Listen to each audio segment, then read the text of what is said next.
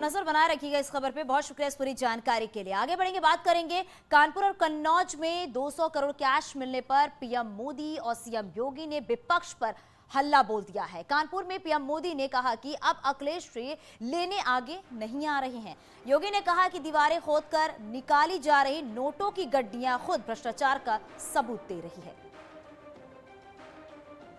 जरूर कहते हैं कि ये तो हमने किया था, ये तो हमने किया था। मैं सोच रहा था कि बीते दिनों जो बक्से भर भर के नोट मिली है, नोट, उसके बाद भी ये लोग यही कहेंगे कि ये भी हमने ही किया है।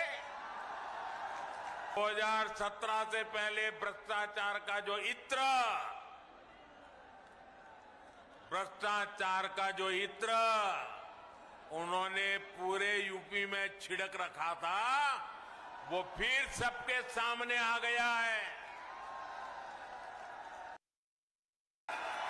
एक कानपुर कभी प्रदेश और देश का प्रमुख औद्योगिक नगर माना जाता था, लेकिन स्वार्थ की राजनीति ने कानपुर के औद्योगिक स्वरूप को पूरी तरह नष्ट सा कर दिया था।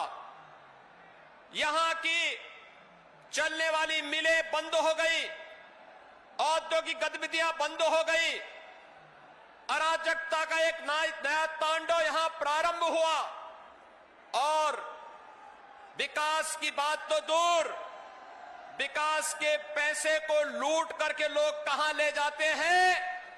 आपने देखा होगा पिछले कुछ दिनों से दीवारें खोद करके निकलने वाली नोट की गड्डियां इस बात को प्रमाणित कर रही हैं कि पहले प्रदेश के विकास का पैसा किन लोगों के पास पहुंच जाता था। तो वहीं समाजवादी पार्टी के अध्यक्ष अखिलेश यादव ने बीजेपी के आरोपों पर पलटवार किया है। उन्होंने कहा है कि गलती से बीजेपी ने अपने ही आदमी के यहां रेड डाल दी, गलत जगह छापा मार दिया। बीजेपी ने अपने ही कारोबारी पे छापा मार दिया, उसकी सीढ़ियां निकलवाइए। अगर एक एक भाजपा के नेता का नाम ना निकले तो बताइएगा। जो पीयूष जैन जिनके वो घर में छापा पड़ा है, जिनके यहाँ अभी भी नोट निकलने, अब तो नोट निकलना बंद हो गए हैं। बेसमेंट में नोट निकले, दीवालों में नोट निकले, लॉकर्स में नोट निकले। जिम्मेदार कौन है? वो छापा मारना चाहते थे, इत्र वाले कहे, उसका नाम था पुष्पराज जैन, इनका नाम था पीयूष जैन।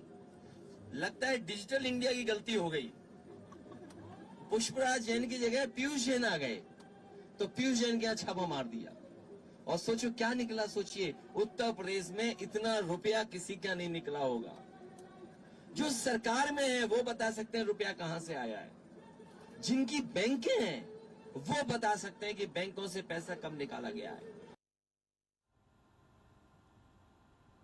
कन्नौज के इत्र कारोबारी पीयूष जैन के यहां छापेमारी के बाद समाजवादी पार्टी, एमएलसी और इत्र कारोबारी पप्पी जैन का नाम भी चर्चा में है। न्यूज 18 से पप्पी जैन ने खास बात और साफ किया है कि पीयूष जैन से उनका कोई लेना देना नहीं।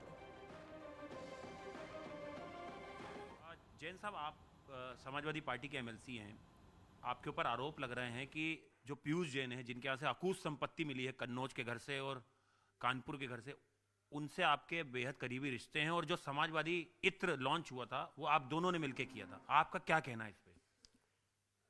ये सबरी मनगढ़ंत बातें हैं और मैंने शुरू में इसका खंडन किया था।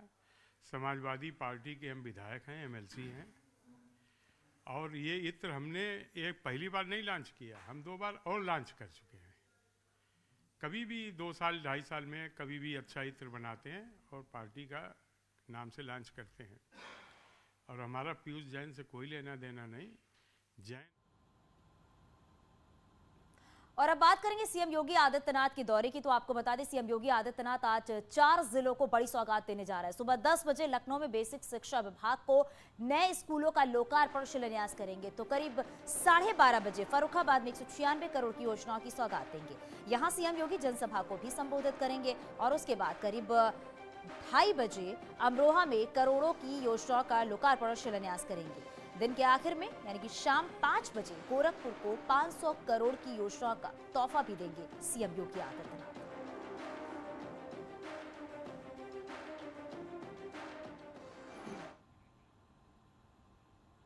2008 के मालेगांव धमाका मामले में नया मोड़ आ गया है। एनआईए की स्पेशल कोर्ट में एक गवाह ने कहा है कि उसे एटीएस और बाद में मामले की जांच करने वाली एजेंसी ने प्रताड़ित किया था। गवाह ने दावा किया है कि एटीएस ने उसे इस मामले में योगी आदित्यनाथ और आरएसएस के 4 लोगों का झूठा नाम लेने के लिए मजबूर किया था और इस मसले पर अब सियासत भी हावी हो गई है। बीजेपी नेता राम कदम ने कहा है कि पूरे मसले पर कांग्रेस को माफी मांगनी चाहिए। वहीं समाजवादी पार्टी ने इसे यूपी चुनाव को लेकर की जा रही बयानबाजी करार दिया है कि एटीएस अफसरों के द्वारा उन पर दबाव बनाया गया, उनका छल किया गया, छल करते हुए उन्हें जान से मार देने की धमकी दी गई और उन्हें दबाव बनाते हुए कहा गया कि वे आरएसएस के कुछ नेताओं का और योगी आदित्यनाथ जी का नाम लें कि वे इस ब्लास्ट के पीछे हैं। जिसकी सरकार है ना, इसके पहले 4 जजेस कोर्ट से निकल कर बोल चुके हैं कि ये लोग सारी संस्थाओं को, सरकारी संस्थाओं को अपने हाथ में लिए हुए हैं। विटनेस को अगर चाहिए करना है और अगर ये होता है तो जो ब्रेन मैपिंग होती है ना, उसकी ब्रेन मैपिंग कर दो, दूध पानी में सामने आ जाएगा। मिशन 2022 को लेकर केंद्रीय गृह मंत्री अमित शाह काशी में हैं। मंगलवार को डिप्टी सीएम दिनेश शर्मा, स्वामी प्रसाद मौर्य, रीता बहुगुणा जोशी और अनिल राजभर की मौजूदगी में पदाधिकारियों के साथ बैठक हुई। बैठक में पदाधिकारियों से फीडबैक भी लिया गया है और आज 10 बजे सुबह अमित शाह के दिल्ली जाने का भी कार्यक्रम है।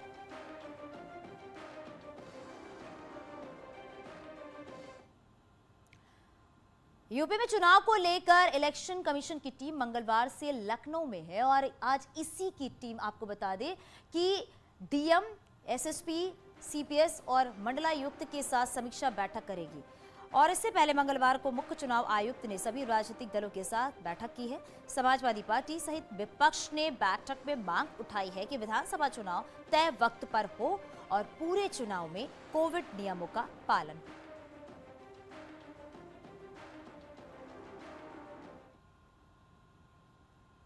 लखनऊ में घरों की छतों पर तेंदुआ दिखाई दे रहा है। हालांकि ये तस्वीरें सोशल मीडिया पर वायरल हो रही हैं, जिसे इंदिरा नगर इलाके का बताया जा रहा है। पिछले 4 दिन से राजधानी के कुछ इलाकों में तेंदुआ दिख रहा है।